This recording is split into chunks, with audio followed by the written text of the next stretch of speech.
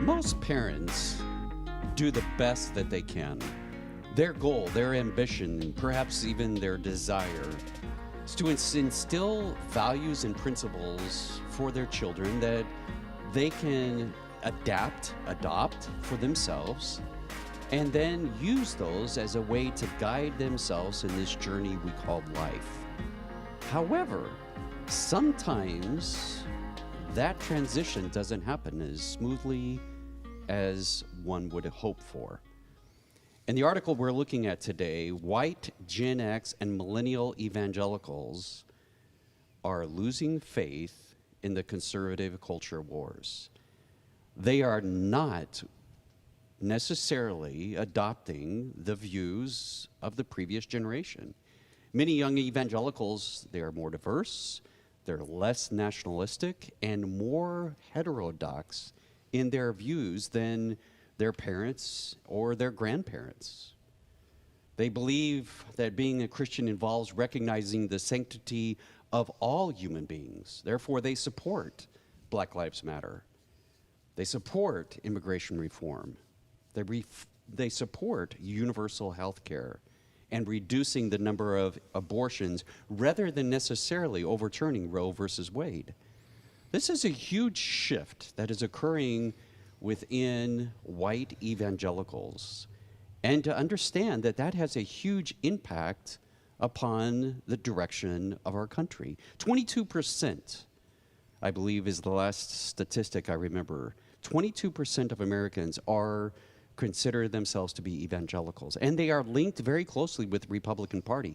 So the implications of this not being able to pass the baton completely from one generation to the next can have some amazing implications over the next decade or two. And to join me today in our discussion is, as usual, the lovely Charity. Welcome back. Good morning. How are you? I'm doing great. I know you're doing great because you were keeping up on the Tour de France. The Tour de France. It started yesterday. Yeah. And the Suns won last night. Yes, they did. And the Olympics are coming, so I'm a happy little sports fan. There you go. And we also welcome back our favorite guest.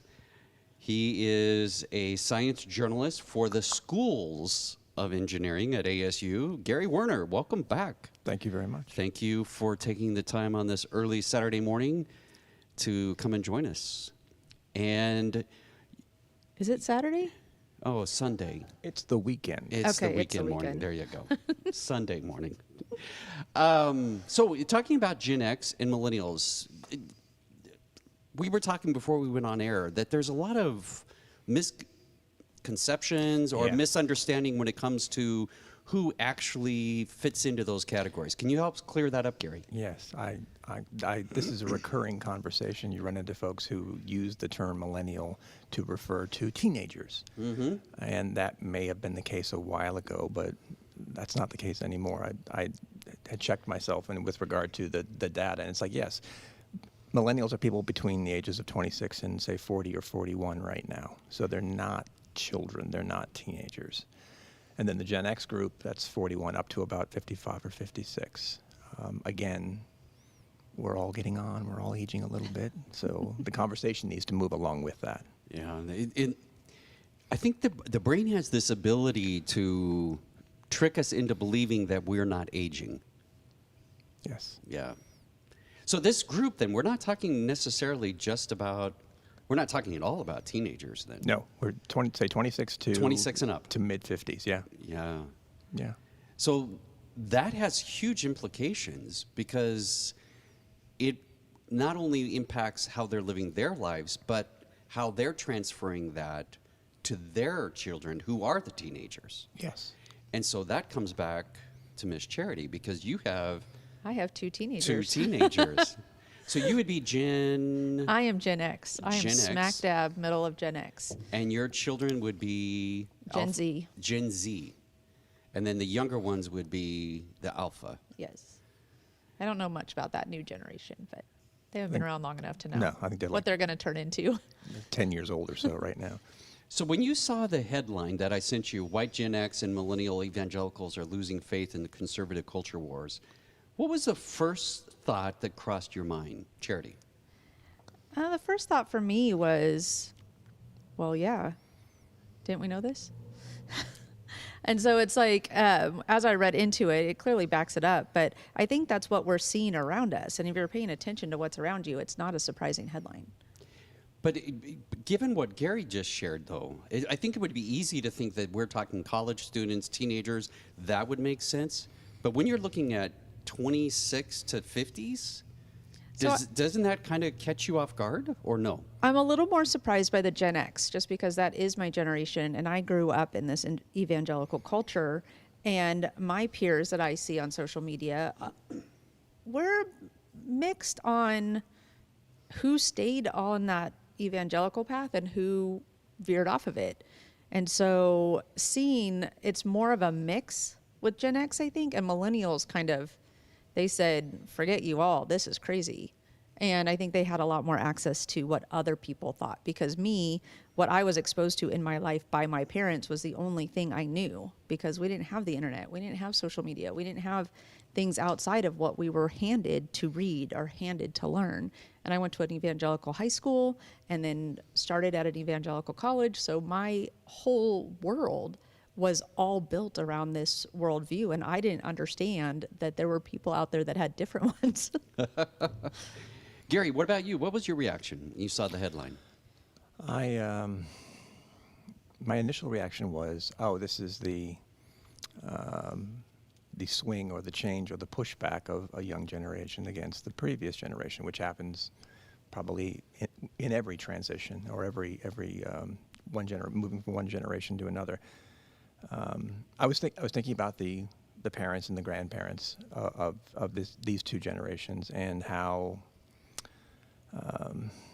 the emergence of the push for conservative values into public policy started, in the late 70s right. with focus on the family and the moral majority, kind of the 77, 79 range.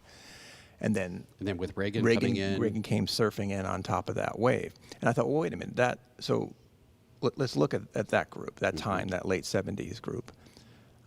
Their reaction, their initiative at that time, pushing conservative values into public policy, into public life, into public conversation, was relatively new. But why were they doing it? Well, they were reacting against the late 60s, early 70s, the counterculture movement, the disarray that came with Vietnam. That period, that late 60s, early 70s, was really tumultuous in virtually every aspect of American society. It felt like everything was unhinged. And in the wake of that, a group of people kind of said, well, wait a minute, this is not our country. We don't recognize this anymore. And so there was a reaction, and that was moral majority and focus on the family, and this idea of a very active role for faith in public life, and those were the Reagan years, really. I mean, that's when I was in high school, and we were all on board at that time. It was like the shining city on the hill kind of thing, right? Because the 70s were kind of gloomy, right? The oil shock, Vietnam, whatever. Right. And so there's this element of, well, this is how we're going to get our society back on track. And so everyone kind of stepped in line with that, or a significant chunk of the country did. And then we have these younger generations, Gen X and the millennials. They're growing up in a very different environment, probably a very, very stable, very formal, very fixed, very conservative environment. And so there's this natural desire to react against it in some way. I mean, that's just part of growing up. That's long-winded, but that's what I thought of when I saw this. You know, what I find fascinating, too, and both of you could either give me some feedback on this, is that when you think about what was happening in the 60s and 70s, churches, mainline churches, Presbyterians, Methodists,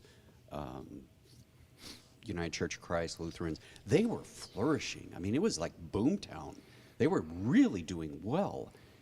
And then it was during this cultural revolution that you're talking about, this more conservative ideology linking in with politics, it was right about that time that we saw these mainline churches begin to slowly decrease as far as attendance and membership, and then we saw this uprise of more of this evangelical group. The mega churches. Yeah, so that how does that how do you tie that into Gen X and millennials and what was going on for them? I mean, they grew up with these mega churches, right? Certainly Gen X did, yeah. Yeah. I mean, that would be Oh yeah, I attended Calvary Chapel. All right. so you had the band, you had Oh, all yeah. of the I dated the assistant youth pastor. He played guitar. Oh. I was trouble. They didn't like me too much. But that's why you were dating the youth pastor. Yeah. But I think that's interesting, though, is that we were seeing this, and now we're slowly beginning to see the ebb of the evangelicals. Do you think that phenomena that's happened with their not being as interested in the cultural wars of today, the Gen X and millennials, ties into this phenomena of the slow descent of Christianity in America? One version of Christianity, perhaps. I think that there's an element of these two generations not adhering to or adopting the approach of the previous two, in part because a stereotype, a caricature of Christianity has emerged, which is angry and judgmental. And the millennials and some of the Gen X feel like, well, I don't want to be identified with that. I don't want to be seen as angry and judgmental. And I think there's probably also an aspect of, wait a minute, we've been taught that faith is about personal transformation. It's about my personal salvation. Why are we pushing public policy so much? Why are we telling other people how to live? Very interesting. That difference between individualism. So do you find that there's more individualism emphasized in the Gen X and millennial than, let's say, the baby boomer group, the 50, the mid 50 up? Do you think they tend to be more individualistic, or were they less and they were willing to get on board, as you were saying, on these changes and becoming part of the political parties they need to be to bring about these cultural changes and shifts, whereas maybe the Gen X and millennial tend to be more individualistic? And could that be tying into this burnout, if you would, of culture wars? Yeah, I think that the boomers, we'll just refer to them as that, they're that fall in line. We work the same job for 50 years. It doesn't matter if it's horrible. We work it so that we can put into our pension and we pay into it and then we can retire. We went to college, we got married, we bought a house, we had kids. Dad went to work, mom stayed home, took care of the kids. They had that whole culture around, this is what we do, and you suffer through whatever that looks like. And Gen Z, I think, is really taking it, but millennials also started that kind of like, and I hire people and I, supervise people, and they are just asking to be treated like human beings. They're not going to sit here and let you kill them for a job. They know that the job is not their life. And so, yeah, they've allowed themselves to have an individual life plan, an individual view on how they live. And work is just a piece of who they are. Whereas I think the generations before, work, you went to work because that's what happened and that's who you were, men in particular. And so this millennials kind of started that role of, why are we killing ourselves for someone else's dime? And so I think that's falling in not just in work, but also in religion and how they plan out their entire lives. Yeah. The other thing that I thought was interesting was in this article, as well as others that I read, social media, the prevalence of social media, Facebook, Twitter, Instagram, doesn't matter which one you choose, that seems to have broadened people's horizons and exposure. Yeah, I mean, following on what we just heard, this idea of your life being defined by a certain set of people, a certain location. Well, that's been the norm forever. You worked in the same factory. You lived in the same home. You saw the same friends at the Kiwanis Club or the Rotary or at the golf club or at bowling league, and your life was lived in that place with those people. I mean, that was kind of what I grew up with. I mean, because I was in high school in the 80s, we didn't There was no internet, there was no social media. And so your life was proximal. It was based on the people around you. Fast forward to now, yes, you can redefine your social circles, your tribe. But you will find one in some way, shape, or form, because we're social animals by default. It's just that geography determined our social sets. Do you think we're seeing in Gen X maybe more than millennials? Do you think and then Gen Z, do you think we're seeing that individual tribes is kind of a hybrid? They're actually, who is influencing their lives? Rather than just being, like you said, the local parents and my friends that I interact with, do you think that social media has made their tribe almost a hybrid? It's not only the people that I interact with on a day-to-day basis and I see, but now I have this other community online that is influencing, shaping my life. Do you think that comes into play? I think that's a huge piece of it. So, like Gary was saying, our circles growing up in high school were what was in front of us and what we were allowed to do. I wasn't allowed to do anything outside of church related stuff. That's why I went to a Christian school, because then my friends would be Christian and have Christian families, and I would not be influenced by anything outside of that. So I think this social media opens up so much, and it provides such a good resource. Like for me to leave the church and know that there are other people that I went to school with at that Christian school that also are kind of on the same page makes me feel like, okay, I'm not out here all alone. And when these people, and especially Gen X, I think, when they left the church and they started having these things, they were out on their own. Like, that was the community. And I read an article as we were looking at this on that was a big piece of it. When they started questioning and when they said, this just doesn't line up with where I am, they left the church, they left their entire social circle. They were not talked to at the grocery store. They were not talked to, when they ran into him at a coffee shop. This was, you avoid this person now. And so it set these people on this really lonely kind of path. And social media and the internet have given us, like Gary said, a tribe where we can see and be supported in making these decisions that our families are against. And as our family ostracizes us because we walk away from the faith, that we have a new family and new support. That's why I joined Beatitudes, because I want a family, because ours turned us away. They're saying that the Gen X millennials are growing, they're having culture war fatigue. They're tired of all of it. But yet many of them still hold to those beliefs. So they still believe that abortion is wrong. They don't necessarily, I think it's only around 53% of this age group support same-sex marriage. So it's not an overwhelming majority that is supporting it. So a lot of their beliefs might track to that older generation, but they're not willing to get in the fights anymore. They're not willing to push that agenda anymore. They tend to be maybe more accepting. How do you bring those two together? That your own, you're holding on to some of the ideologies and beliefs of your previous generation, but yet you don't feel that passion to impose that upon other people the way that your parents or grandparents did.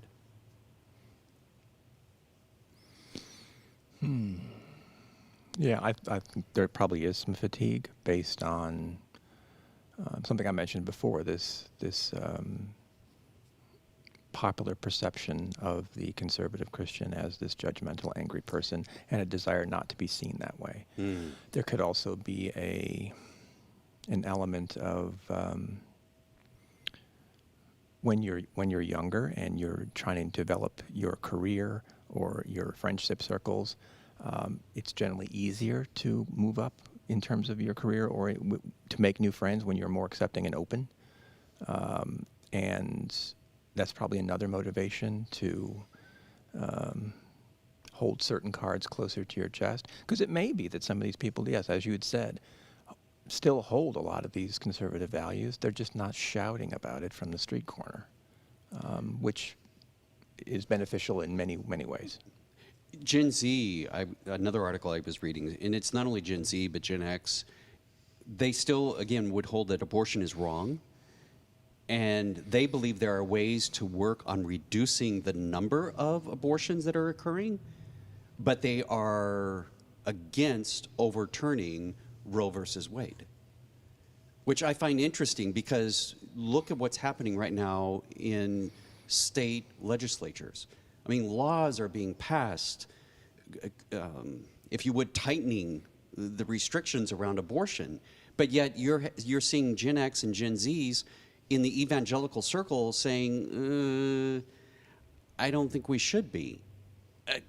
Just recently, the Southern Baptist Convention met in Nashville, Tennessee, and one of their resolutions was they changed the wording from trying to reduce abortion to abolishing abortion. So it just seems like there's somehow this disconnect between what's happening on one element, one side within the Baptist circle and the evangelical circles, and there is questions how much we can bring those two together or not.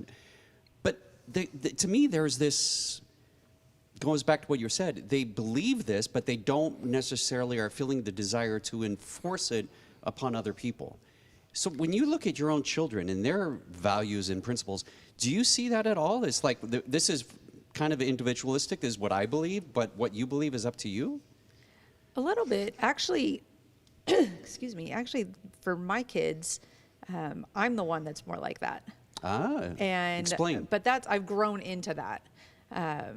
In that the more I educate myself about other cultures and other religions and other people and my own background, I find that I'm more, all right, if you want to believe that the Bible is literal and I'm going to hell, then I was told I have a special seat, so let's go. Whereas like my son is an agnostic, but he's been so hurt by my parents and the conservative church that he is more likely to judge someone that is evangelical. So it's actually starting kind of to flip flip the other direction. He has a very protective nature. And he feels like these people are hurting children at the border. They're hurting women. They're, causing all this problem and this religious trauma. And so he almost gets angry at the evangelicals rather than being a little more passive about it. Whereas I'm a little more, hey, whatever, as long as you don't put it on me, I'm good. Though they are pretty good about trying to put it on everyone.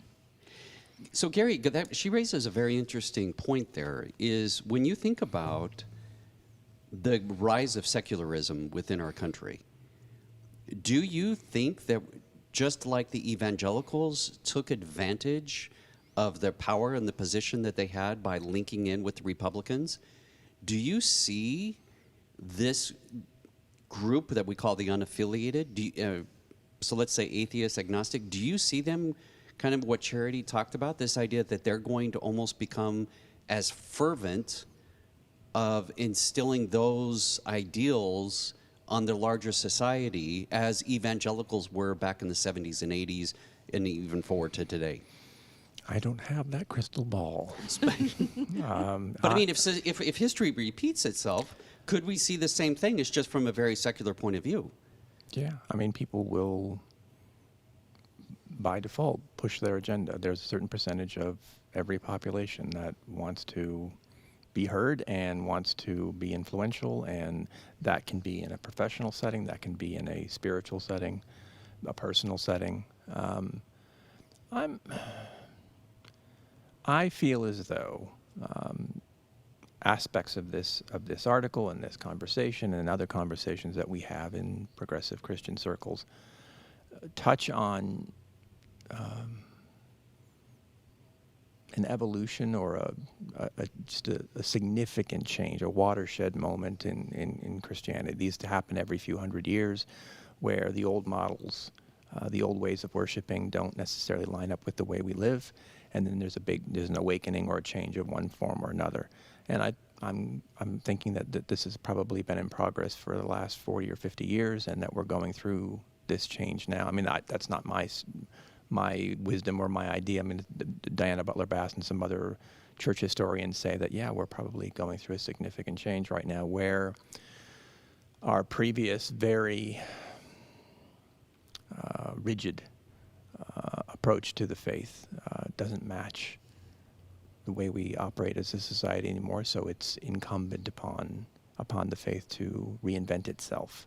And so, this version of the faith, the angry, the judgmental, the very public policy focused, the walking around, protesting, marching, trying to change the minds of legislators, donating to various political action committees and so forth.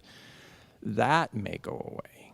That may shift as the faith itself moves. And so, there will be versions of Christianity which die off, which has always been the case, right? I mean, I'm sure there are versions of Christianity from the 1700s or the 1400s that we would find unrecognizable now. And in the future, people will look back at this era and say, well, yeah, that was a time of change. And this is what went away, and this is what emerged. I don't think a rise of secularism means, well, this is an end of faith in American life. I don't think that's going to be the case. What's interesting is I thought one of the things that I recently was brought to my attention was that Christianity, there's a difference between Christianity as a part of a religion. And religion has influence and power within a community and within a country. But you can also have a religion of politics. You can have a religion of secularists. And so religion is not necessarily linked into a belief in a deity of some type. That religion can actually be a force that has nothing to do with a deity. And that's what I find interesting. Oh, that's absolutely the case. So Terry Schumacher, who wrote this article we're talking about. Yeah, he's at ASU, right? He is. One of the courses he teaches is religion and sports. And how there's a lot of parallels between the way enthusiasm for sports operates and the way an organized religion operates. Yeah, and the rise. Don't look at me. and then when you think about it, just think about how avid different Christians and different Muslims, Jewish, whatever, how fervent and avid they can get about their beliefs, even turning to the point of violence.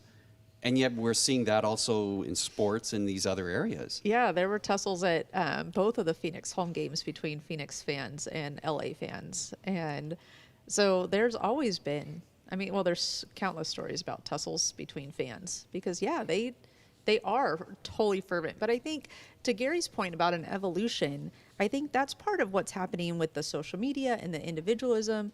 The generations before us, they were, everything, all their source of information came from what was around them. So it came from the church, it came from their families. They didn't have outside sources. And I think Gen X and the millennials and Gen Z particularly are being taught that it's okay to question things.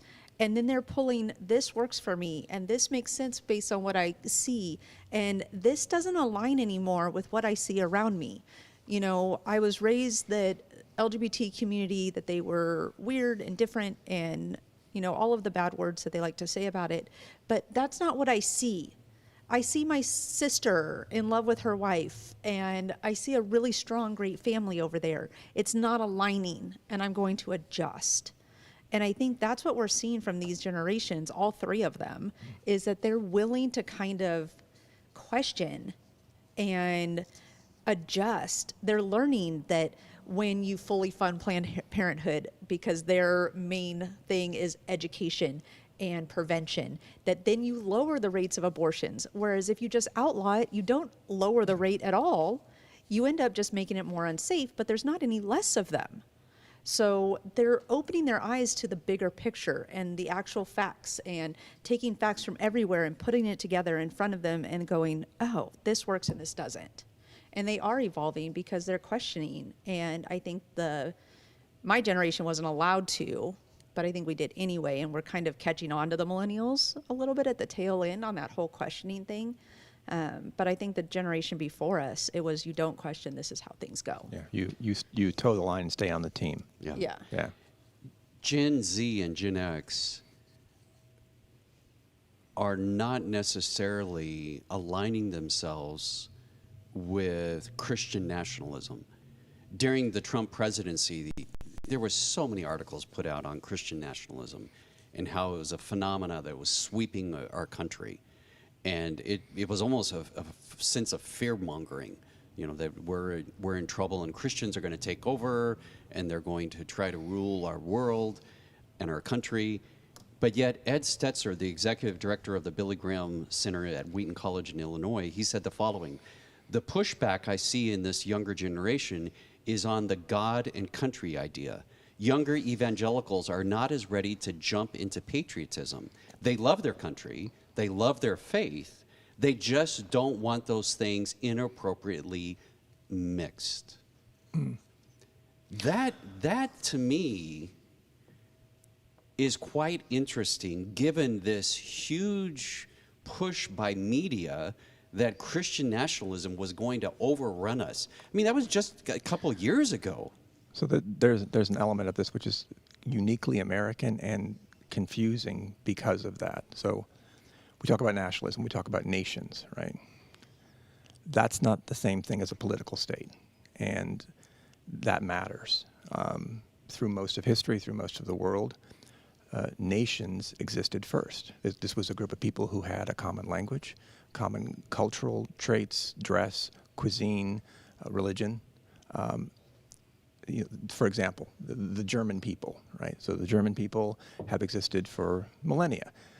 And long before there was a political state called Germany, right?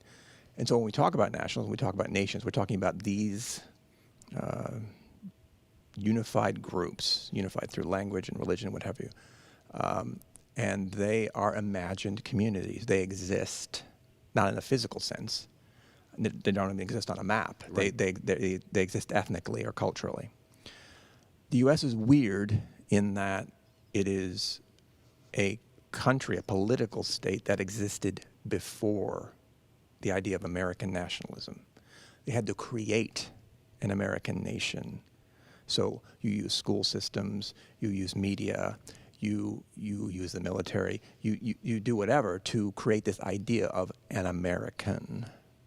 And I just say that because we tend to use the word nation and nationalism in a very loose way, and in a way that's probably not reflective of what's going on. When we talk about things like influencing public policy, Christian nationalism, and so forth, we're talking about manipulating the state. Right.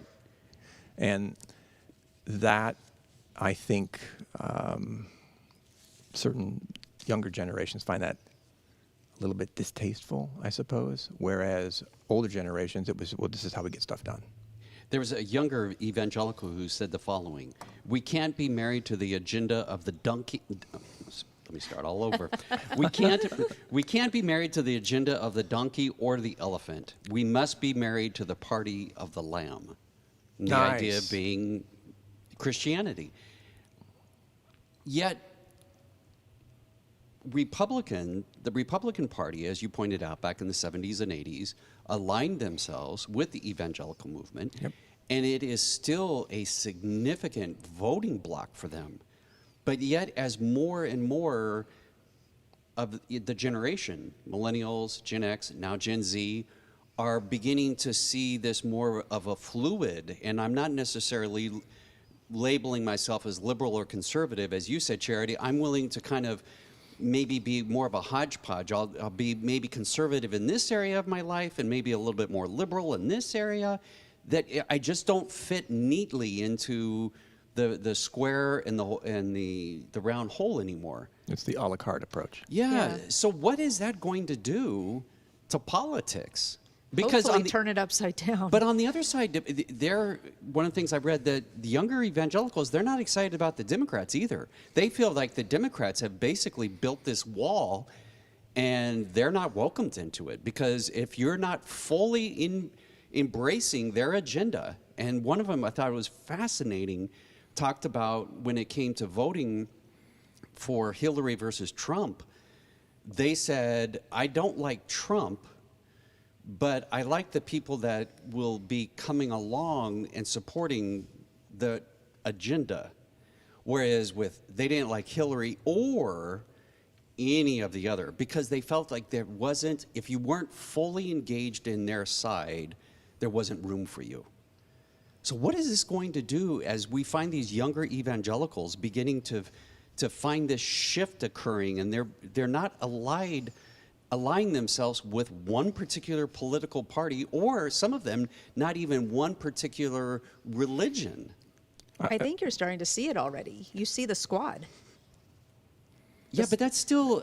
I think you're starting to see those people that question everything. Right, but they have to stay within this party. two-party system. Right. And they're seen as being this extreme. What happens to these group of people that aren't willing to... They're saying, I'm not a Republican and I'm not a Democrat. And now, are we going to see a continual rise within younger evangelicals of the independent? I think you're going to see a lot of millennials start to run for office and start to make the changes on their own, because they're so, disenfranchised from this system that they're going to make it their own. And that's when you're going to see AOC and, kind of trailblazing that. Like, the squad started off as like 3 or 4. This last election, they added 2 or 3 more.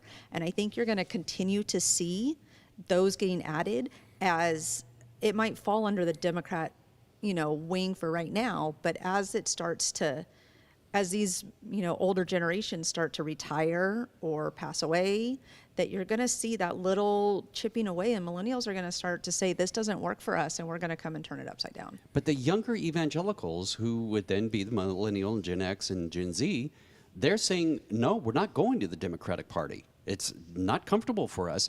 But yet, if the Republicans stay the way they are, and more geared toward the baby boomer type of evangelical, where are they going to settle in as far as when it comes to setting policies on a local, state, and national level? Where are they going to settle in to be able to have a voice? Because from what I'm reading, evangelicals are not going toward this group that you're talking about, toward the Democrats. Gary, what do you think? Well, there's an aspect of what we're talking about here which has nothing to do with faith. It's just, it's the nature of politics in America. It's a two-party system. It's certainly faith can inform the way certain people choose to behave as voters, as public servants, if they run for office. But it's not all that shapes their behavior. And a lot of it is just fixed by the system. You're talking about it in binary terms, right? It's Republican or Democrat. That's just the way it is. Well, unfortunately, that is kind of the way it is right now, which does not lend itself to compromise, which does not lend itself to working with others for the common good. It becomes this zero-sum game about, well, if they win in any way, shape, or form, it means that I've lost, right, which is not how a democracy functions. And that goes back to what Charity was saying, is that she sees more and more of these individuals being willing to be fluid and move. I may like this about this party and this about this party, rather than necessarily linking in and belonging to one.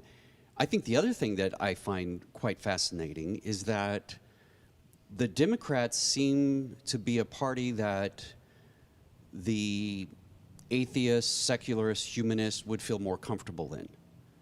But yet the evangelicals are not comfortable in it. And so it almost appears that we may be seeing this further divide of where are the Republicans going to go once they lose their bulk, as you said, they age out. And the Democrats, if they continue to move toward more of a secularist view, where it happens to these moderate evangelicals? Where do they settle in as far as when it comes to being a part of politically of their community and trying to help shape laws that will enhance the quality of people's lives that they're living around? I think in the next generation, we're going to start seeing significant changes. As Gen X grows into boomer ages, I think we're going to watch the millennials and the Gen Z. I think we're going to see them turn things upside down. I think those evangelicals that are moderate are going to start moving into the Republican Party when the opportunity presents itself. Right now, there's not an opportunity because those boomers are hanging on for dear life, and they're scratching and crawling and kicking and doing everything they can to hold on for the time being. But I think the millennials are stronger and younger, and I think at some point, and they have a way of gathering people around them that the older generations don't understand necessarily through social media and other ways to, to gather momentum and move forward. I think as, we age out on the Republican side a bit more, you're going to see that start to happen. It's happening a little faster on the Democrat side, but I think you're going to start seeing it on the Republican side as well. It's just that older generation is just, because they enjoyed that power of that evangelical voting bloc for so long, they're holding on to it even tighter. But once they start to go and those people start to retire and die off or get fed up with all this malarkey that's going on, you're going to start seeing those Gen X and millennial evangelicals start to make their own name. I find the other thing that's quite fascinating is as these shifts occur within the younger generation, how that is slowly beginning to impact the beliefs of the evangelicals and even the mainline churches. For example, the Saddleback Church, where Rick Warren is, I think that's the Saddleback Church, they recently ordained a woman. Well, they're Southern Baptists. That's a no-no. More and more young people, evangelicals, like you said, Charity, they don't have a problem with LGBTQ+. So it's interesting going to be to see how churches respond to this, because for so long, as you were pointing out, you got in line. This is what the Bible said. This is what you have to believe, and you got in line with it. Now, all of a sudden, I was taught by the church and what I'm seeing as far as my friends who might be gay, they don't necessarily, this factual information, reasoning that I'm getting, interpretation of the Bible, doesn't match with this good person, a good friend of mine. And I'm very curious to see how churches are going to begin to maneuver and still hold a very high view of the Bible, which young evangelicals still want to do. I mean, they still hold that the Bible is inerrant. These young evangelicals do. But yet now they're going to have to play this reinterpreting the Bible, holding it still as this high esteemed book and as an authority in their lives. But yet now all of a sudden what I'm seeing around me doesn't match with it. Man, that's going to be... I feel like a healthy dose of compartmentalization would be good here. I think there's an element, like for example, when I go to my dentist, I don't really know or care his stance on gay rights or abortion or anything. I go there for him to do his or her job. Right. And it used to be that's how we elected officials too. We had no idea with their personal stance on X, Y, or Z. They were there to get that bridge built or that highway put through. And very practical things that had no impact on lifestyle whatsoever. People live the way they want to live. With regard to what we see now, I think in social media doesn't help, because suddenly every aspect about every person's identity has to be out there. Yeah. That's why I say some little compartmentalization might be helpful in the way that we already see in the workplace, right? I don't know a whole lot about what my boss does with her free time. It's not my business. But work still gets done, and the organization moves forward, and education happens at ASU and elsewhere without digging into things which are kind of tangential or have nothing to do with what we're supposed to accomplish here. There is an element of governance which should be treated in the same way. It used to be that way. Yeah. Well, Gary and Charity, thank you so much for being a part of today's discussion. And as we come to our time is up, but as we come to the end of it, no matter where you are on that spectrum as far as generation, if you're Gen Z or if you're a baby boomer, I think we're part of something that's really evolving and changing right now. And to me personally, this is an amazing time to be alive. And if you're a young person, I hope you find a sense of hope. That when you look forward, that you'll see that, man, I can make a difference. That we can have this better world. And despite all the doom and gloom you see around and the people saying all these terrible things are going to happen, have the courage and the hope to continue to move forward to make the world a better place. And then on the other side, if you're on the backside of life, I hope that you will also not quit. I mean, that you will think about what you're doing right now, that you can be laying a foundation for that Gen Z, for that Gen X, so that when they become you at your age, they got a world where they can raise a family and they can be connected in a greater sense of love and compassion for each other. That's it. Our time's up. So thank you again for joining us. Have a wonderful week, and we look forward to seeing you in 2 weeks back at A Closer Look. Otherwise, next week, Beatitudes Worship Podcast on July 4th. We got a great subject on that monologue you may not want to miss. Take care.